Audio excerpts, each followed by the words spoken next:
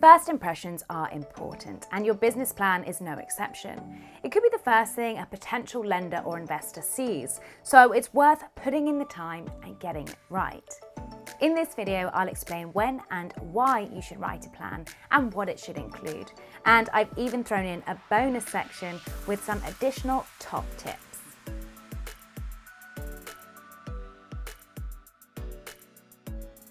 It might be tempting to get cracking with your business plan on day one, but a 2018 study by Harvard Business Review actually found that businesses that waited between 6 and 12 months to write a business plan were the most likely to succeed. This is because you need to be flexible during the first few months of your new enterprise, and a business plan can't just be plucked out of thin air. Among many other things, you'll need in-depth knowledge of your product, market research, and a clear understanding of your finances, which you're unlikely to have locked down after 24 hours of opening shop. A great idea alone will not guarantee success.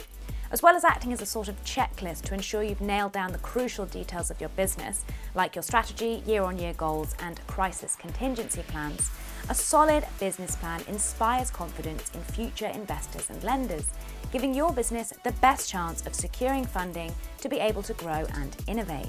I'm not saying you have to dedicate every waking hour to your business plan, but it is worth dedicating several weeks to it in order to carry out competitor research, get input from external stakeholders, investigate marketing options, and even just to edit and proofread the plan so it's as slick and professional as possible.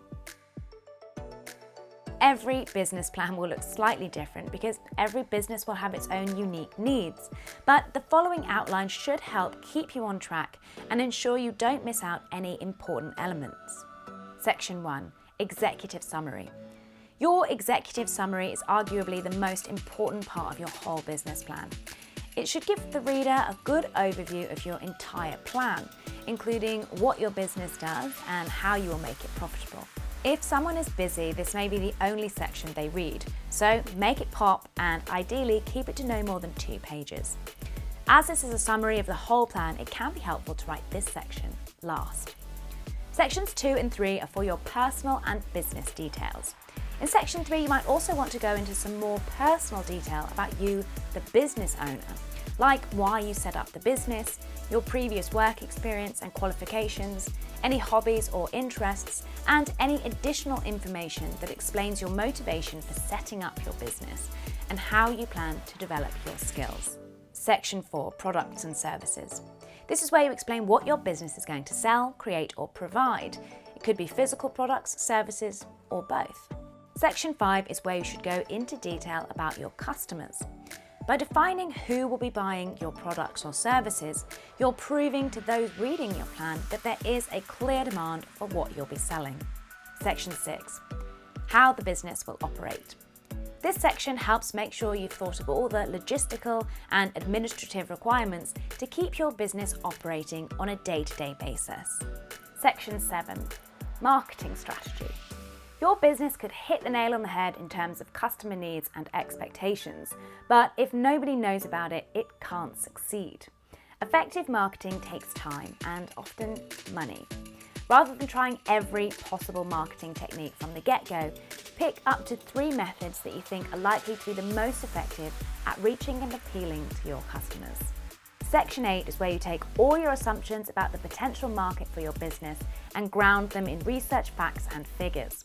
Your market research should include desk research, customer research, competitor analysis, and in-depth analysis of your business's strengths, weaknesses, opportunities, and threats, otherwise known as SWOT analysis. Section 9 is your financial plan and should include all your operational costs and pricing, your essential living costs, profit and loss forecasts, and your cash flow forecast. And finally, Section 10 is your backup plan. Remember those threats and weaknesses in the SWOT analysis? Whether it's a risk you've thought about or you get blindsided, it is essential to have contingency plans in place, both for short to medium and long-term issues. Number 1, cut the waffle. Be concise and write to the point using plain English. 2, be realistic. Be upfront about any costs and potential weaknesses. Banks and investors will see right through overly optimistic projections. 3. Do your customer and competitor research. 4. Don't gloss over your finances. Crunch the numbers carefully, allow some budget for contingencies, and be clear about how you'll make profit. 5. Get someone you trust to check your business plan to check for any issues, inconsistencies, or confusing language. For more information on whipping up the best business plan possible, click the first business banking link below and download our PDF at the bottom of the page. It's packed with loads of useful tips and extra detail on everything I've covered in this video. If you found this video helpful, give us a like and subscribe to our channel, and be sure to click that bell button to be notified when our next video goes live. Thanks for watching.